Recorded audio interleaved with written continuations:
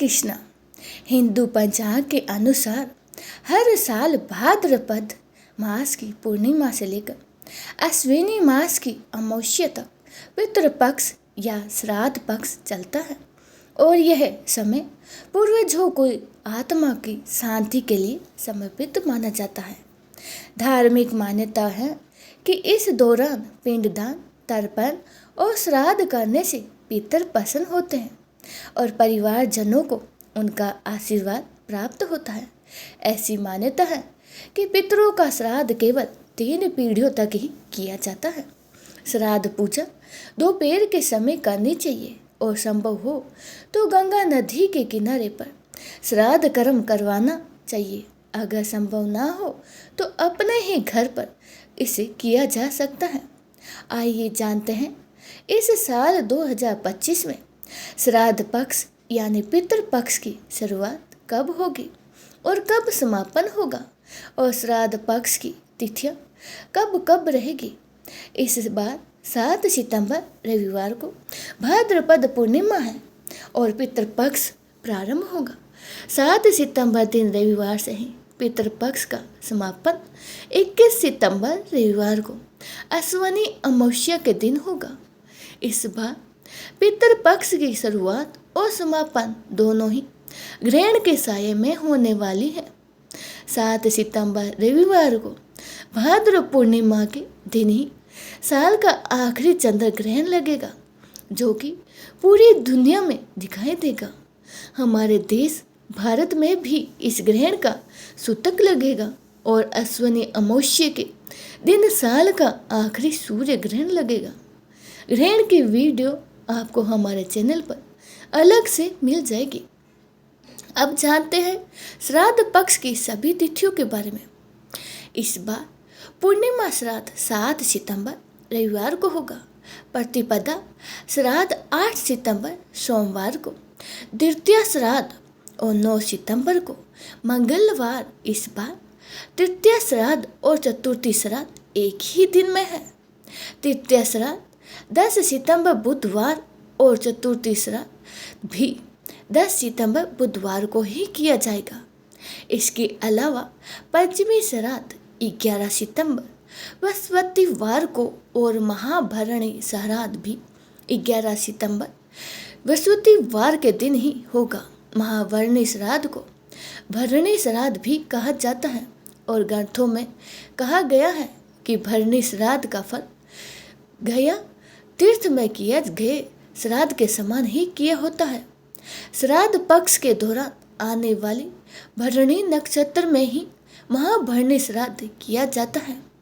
इस बार षष्ठी श्राद्ध 12 सितंबर दिन शुक्रवार को होगा और सप्तमी श्राद्ध 13 सितंबर शनिवार को और अष्टमी श्राद्ध 14 सितंबर रविवार नवमी को होगा और नवमी श्राद्ध 15 सितंबर सोमवार, दशमी श्राद्ध 16 सितंबर मंगलवार और एकादशी श्राद्ध 17 सितंबर बुधवार को और द्वादशी श्राद्ध 18 सितंबर बृहस्पतिवार को और त्रयोदशी श्राद्ध और मघा श्राद्ध 19 सितंबर शुक्रवार को होगा और चतुर्थी श्राद्ध 20 सितंबर शनिवार को होगा और सर्व पितृ अमावस्या का श्राद्ध 21 सितंबर रविवार को ही होगा।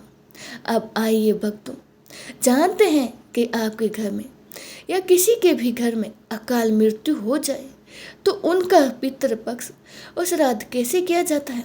अकाल मृत्यु से मरे लोगों का तर्पण और श्राद्ध पितृपक्ष की चतुर्दशी तिथि पर किया जाना चाहिए। यदि चतुर्दशी तिथि उपलब्ध ना हो तो सर्व पितृ अमावस्या के दिन ही उनका श्राद्ध कर सकते हैं।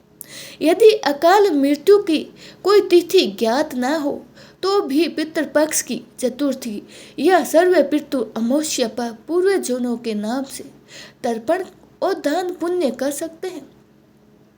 चतुर्थी तिथि शास्त्रों के अनुसार दुर्घटना, आत्महत्या या किसी अन्य आकस्मिक मृत्यु का श्राद्ध पितृपक्ष की चतुर्थी तिथि को किया जाता है।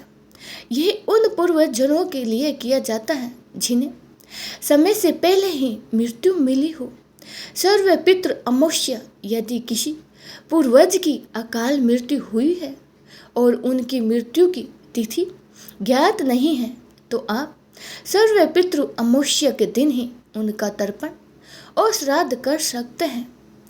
नारायण बलि की पूजा भी कर सकते हैं। अकाल मृत्यु से मुक्ति के लिए नारायण बलि पूजा का भी विधान है। ये पूजा एक योग्य पंडित से करवानी चाहिए, जिसे जीवन आत्मा को कर्म बंधन से मुक्ति मिलती है। और दान पुण्य करना चाहिए, जिसके करने से उन्हें आत्मा की शांति को प्राप्ति मिलती है। श्राद्ध के अतिरिक्त अकाल मृत्यु वाले पितरों की आत्मा की शांति के लिए दान पुण्य जैसे कार्य किए जाने चाहिए। ये कार्य आप गरीबों को भोजन कराकर, मंदिरों में अन्न दान करके या अन्य सत्य कर्म करके ही कर सकते हैं। गया में भी आप पिंड दान कर सकते हैं।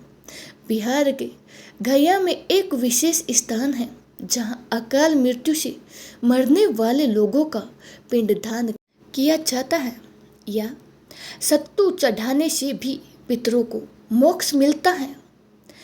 भक्तों, अकाल मृत्यु से मरने वालों की पूजा और तर्पण अच्छे से करना चाहिए, नहीं तो उनकी आत्मा हमारे घर को सताने में कोई कमी नहीं रखती है।